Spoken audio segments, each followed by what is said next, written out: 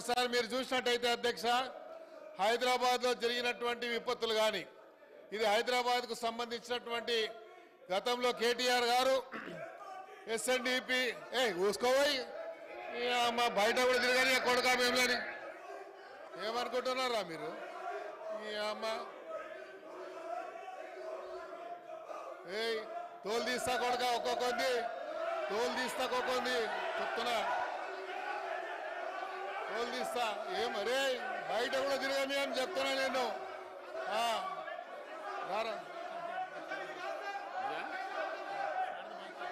ఊసుకోపోయి మా బయట కూడా తిరగని కొడుకా మేములని ఏమనుకుంటున్నారా మీరు? ఈ అమ్మ తోలు తీస్తా కొడుక ఒక్కొక్కంది, తోలు తీస్తా ఒక్కొక్కంది చెప్తున్నా,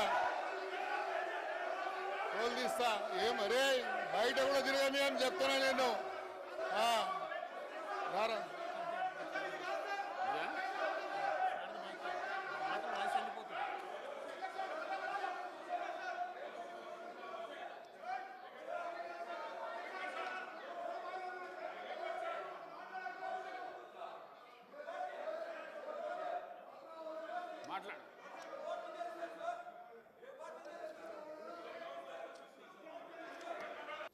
Speaker sir, you are also saying me for so many years. I never lose my anger. Unfortunately, now they have started saying something about me that I don't, my London friend did not see that because I was in the mic. You might have seen only this version. Sir, my style of functioning in the house, everybody knows about me from so many years. I worked as minister. This is 6th time I became MLA here. They are not supposed to address me, sir. When I am addressing you, when I am addressing the house, they cannot straight away question me. I got the permission from the honorable chair. So chair ke choosy chair ke dariye main baat kar raha hu. So they are interrupting to me and they are saying something about me. They are also using filthy language. So I reacted on that. If I intentionally, if you feel or anybody feel that it hurt anybody's sentiment, I express my regrets for that, sir. It's not my intention is not that. Sir, ఈరోజు హైదరాబాద్ అనేది ఒక important ఒక subject కాబట్టి వ్యక్తిగతంగా ఎప్పుడు కూడా ఎవరిని మనం హర్ట్ చేయాలని కాదు, అందరినీ కలుపుకొని కొత్త సభ్యులకు ఆపర్చునిటీ ఇవ్వాలని they have been literally requesting to the chair. ఎందుకంటే వాళ్ళకి ఆపర్చునిటీ వస్తే అలా అన్పార్లమెంటరీ వర్డ్స్ వాడి that is not unparliamentary sir. అమ్మ అనేది హైదరాబాద్ లో అది వాడి ఉంటే రికార్డులను పరిశీలించి తొలగి హైదరాబాద్ కా లాంగ్వేజ్ నీ అమ్మ మా అమ్మ బోల్ దానం I am not saying sir वो दानम नागेंद्र गाరు सर रूटीन में आ जाता साहब ऐसा बोल रहा हूं मैं. It's not this thing Nagendra okay okay I already express my regrets Akbar भाई छोड़ दीजिए సార్. ఈరోజు ఇది ఇంపార్టెంట్ సబ్జెక్ట్ కాబట్టి సెషన్ స్టార్ట్ అయినప్పటి నుండి ఫస్ట్ డేనే ఎజెండాలో ఉంది సార్ ఇది హైడ్రా అనేది. ఫస్ట్ డే నుంచి ఎందుకంటే హైదరాబాద్ ప్రజలకు చాలా ప్రధానమైనటువంటి సమస్యలు ఉన్నాయి. ఈ సభ ద్వారా హైదరాబాద్ ప్రజల తరఫున ఎవరో మాట్లాడాలని, ఫైనాన్స్ బడ్జెట్ మీద కూడా పూర్తిగా దీని మీద డిస్కషన్ జరగలేదు, అప్రాపరేషన్ దాని మీద కూడా డిస్కషన్ జరగలేదు. మనకు జనరలీ ఒక ప్రాక్టీస్ ఉంది సార్, అసెంబ్లీ యొక్క ప్రాక్టీస్ ఏంది అంటే అసెంబ్లీలో ప్రతి సభ్యుడికి 0 అవర్లో మాట్లాడేటువంటి అవకాశం ఇస్తే వాళ్ళ నియోజకవర్గాలకు సంబంధించినటువంటి సమస్యల మీద వారు చెప్తారు. సభ మీ దృష్టి ద్వారా మీ ద్వారా మంత్రులకు ఉన్నటువంటి వారు స్పందించి ఆ సమస్యల మీద పరిష్కారానికి ఒక మార్గం దొరుకుతుంది అనేది అందరి అభిప్రాయం. But most of them did not get any opportunity sir ఈ హౌస్లో ఇన్ని రోజులలో. ముఖ్యం ఎందుకంటే వాళ్ళు ఎన్నిసార్లు హౌస్లో ఎన్ని రకాలుగా మాట్లాడారు. నిన్న ముఖ్యమంత్రి గారి దృష్టిలో ఉంచుకొని ఏమన్నారు సార్, చీఫ్ మినిస్టర్ అని ఎక్కడ వాడతలేరు వాళ్ళు. అది ఎవరికి కనబడలేదు హౌస్లో. మాకు ఆ రోజే మేము రియాక్ట్ అయ్యి మేము ఎమోషనల్ అయ్యాము. ఒక సందర్భంలో మేము కూడా రియాక్ట్ అవుదాం అనుకున్నాం, కానీ వాళ్ళ ఇంకిత జ్ఞానానికే వదిలేశాం.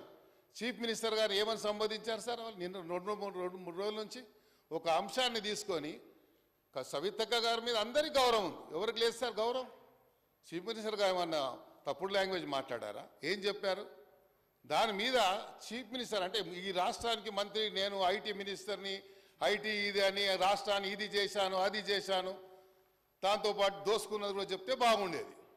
అది చెప్పకుండా ఇది చేశాను అది చేశాను హైదరాబాద్ అద్భుతం చేశాను అరచేతిలో స్వర్గం చూపించానని ప్రయత్నం చేశాడు తప్ప ఏం లాంగ్వేజ్ మాట్లాడాడు సార్ ఆయన కూర్చొని ఇక్కడ బయట పోయి ఏం మాట్లాడాడు సార్ ఆయన పోయి చీఫ్ మినిస్టర్ని పెట్టుకొని చీప్ అంటాడా సార్? హౌ డేర్ ఈ సార్? మేము రియాక్ట్ కాలేమా సార్? మేము అలాంటి దాన్ని మేము మాట్లాడలేమా? అందుకే కోపం వచ్చింది సార్, అంతే తప్ప వేరే ఏం లేదు. సో మీకు కూడా దానివల్ల ఏమైనా ఇబ్బంది కలిగి ఉంటే ఐఎమ్ సారీ సార్. ఈరోజు హైదరాబాద్కు సంబంధించినటువంటి చాలా సమస్యలు ఉన్నాయి సార్. ఈ హైడ్రా ఒకటే కాదు, హైదరాబాద్లో ఉన్నటువంటి లోతట్టు ప్రాంతాలన్నీ కూడా జలమైనటువంటి సందర్భాలు చాలా బస్తీలు ఉన్నాయి సార్. ఓల్డ్ సిటీలో ఉన్నాయి, న్యూ సిటీలో ఉన్నాయి, హైదరాబాద్ పరిసర ప్రాంతాల్లో ఉన్నాయి, దోమలగూడలో ఉన్నాయి, అంబర్పేటలో ఉన్నాయి, ఖైరతాబాద్లో ఉన్నాయి. ఇవన్నీ ప్రాంతాలలో ఈ విపత్తులు వచ్చినప్పుడు డిఆర్ఎఫ్ ఒక సంస్థ మాత్రమే ఉంది. గతంలో ఎస్ఎన్డిపి పెట్టారు, ఎస్ఆర్డిపి పెట్టారు, దానికి ఒక ప్రణాళికబద్ధం లేదు, ఏం లేదు, దానికి ఒక రూపకల్పన లేదు, బడ్జెట్ ఇచ్చామని చెప్పారు. ఎస్ఆర్డిపి కింద మీరు చూసినట్టయితే అధ్యక్ష 7,000 కోట్ల రూపాయలు ఎస్ఆర్డిపి కింద ఖర్చు పెట్టారు హైదరాబాద్ సిటీలో. స్లమ్లలో మాత్రం ఒక్కటి కూడా ఈరోజు సీసీ రోడ్ లేదు అధ్యక్ష. ఓల్డ్ సిటీ గురించి అక్బర్ గారు చెప్తారు, ఇక్కడ ఉన్నటువంటి సభ్యులు చెప్తారు. మీరు స్లమ్లలో ఎక్కడన్నా మీరు ఒక పెట్టండి. నిన్న అమర్పాలి గారు తిరుగుతూ ఉన్నారు. నేను I wanted to bring to our notice also. స్లమ్లలో సీసీ రోడ్స్ ఎక్కడ వేయలేదు సార్. కేవలం ఉన్నటువంటి ఎక్కడ వేసారు అంటే వాళ్ళకి సంబంధించినటువంటి ప్రాంతాలలో మాత్రమే ఇవన్నీ వైట్ ట్యాపింగ్ రోడ్లు వేశారు. 7,000 కోట్ల రూపాయలతో పెట్టారు సార్. మళ్ళీ ఎస్ఆర్డిపి కింద ప్రణాళిక సిద్ధం చేశారా? ఎస్ఆర్డిపి కింద ఎక్కడెక్కడ మీరు పనిచేశారు?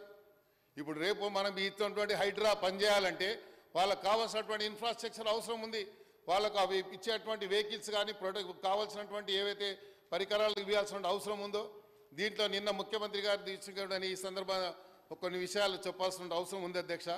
నిన్ననే ముఖ్యమంత్రి గారు యంగ్ ఇండియా స్కిల్ ఇన్ఫ్రాస్ట్రక్చర్ ఏదైతే మన యూనివర్సిటీ ఏదైతే నిన్న ప్రారంభించాడో ఈ హైడ్రాకు సంబంధించినటువంటి వారిని కూడా కొంతమందిని అందులో ట్రైన్ చేయాల్సిన అవసరం ఉంది అధ్యక్ష.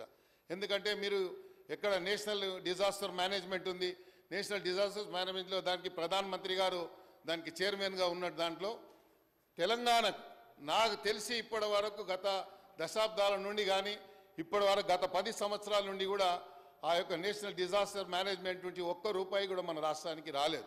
మన దగ్గర విపత్తులు వచ్చాయి, కొన్ని విపత్తులను జాతీయ విపత్తులుగా, ఎందుకంటే వరంగల్లో విపత్తు వచ్చినప్పుడు వరంగల్ మొత్తం కూడా మునిగిపోతే దాన్ని జాతీయ విపత్తు కింద డిక్లేర్ చేయమని చెప్పినాను, నేషనల్ కెలామిటీ కింద డిక్లేర్ చేయమని చెప్పాను. But they never acted.